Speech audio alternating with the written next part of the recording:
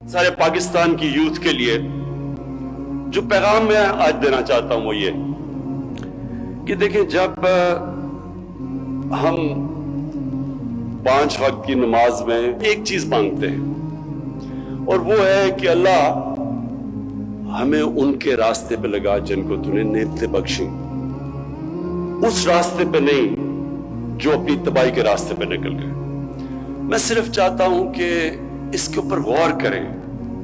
کیونکہ جو زندگی کا فلسفہ ہے وہ اس چھوٹے سے آیت کے اندر ہے۔ اگر آپ اس کو سمجھ جائیں تو آپ کو سمجھ آ جائے گی کہ انسان عروج پہ کیسے جاتا ہے اور انسان اپنے آپ کو تباہ کیسے کرتا ہے۔ اسی لیے اللہ نے ہر روز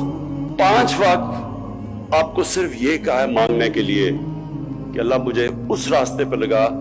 اس راستے پہ نہیں جو تباہی کا راستہ ہے، جو عروج کا راستہ ہے۔ اور وہ جو عروج کا راستہ ہے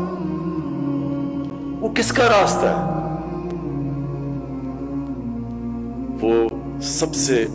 اللہ کے محبوب، سب سے عظیم انسان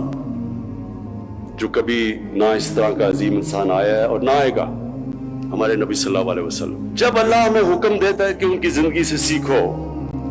تو اللہ بے نیاز ہے، یہ صرف وہ ہماری بہتری کے لیے اللہ کہتا ہے۔ اگر ہم نے ایک عظیم انسان بننا ہے تو اللہ نے راستہ بتا دیا، اور اسی لیے یہ ضروری ہے کہ ہماری یوتھ کو، ہمارے بچوں کو، خاص طور پر آج کل کے زمانے میں بہت ضروری ہے اس چیز کا سمجھنا